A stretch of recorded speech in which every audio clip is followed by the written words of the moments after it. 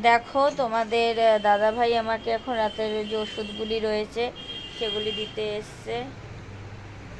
এই যে আমার ওষুধগুলি, খেতে ভালো লাগে না তাও খেতে হয়।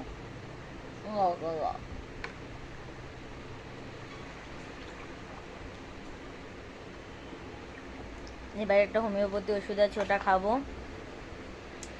ভালো লাগে না ওষুধ খেতে, রোজ এত এত ওষুধ মানে এখন খেতে হয় যে এত ওষুধ খেতে ভালো লাগে না। মানে একটা বিরক্তির মতন চলে এসছে ওষুধের প্রতি, মানে একটা কি বলবো, মানে ওষুধের প্রতি একটা মানে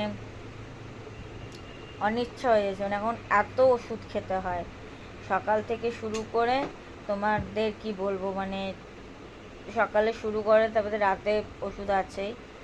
এই ওষুধ খেতে আর ভালো লাগে না।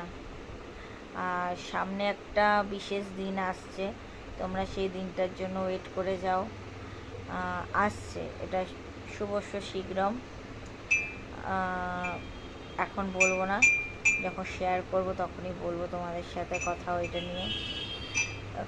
কথাটা নিয়ে ওই যে এখন হোমিওপ্যাথিক ওষুধটা দিচ্ছে, ওটা এখন খাবো। ওটা হলো মানে কি বলতো, ওটা হলো আমার মানে ভগবান, ডাক্তার মানে আমার ভগবান।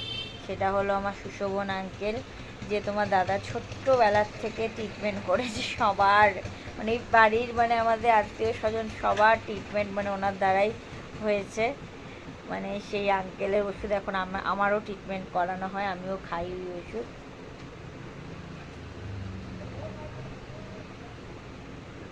চলো, অনেক দিন বাদে তোমাদের সামনে এলাম, আবার পরে আসবো। টাটা।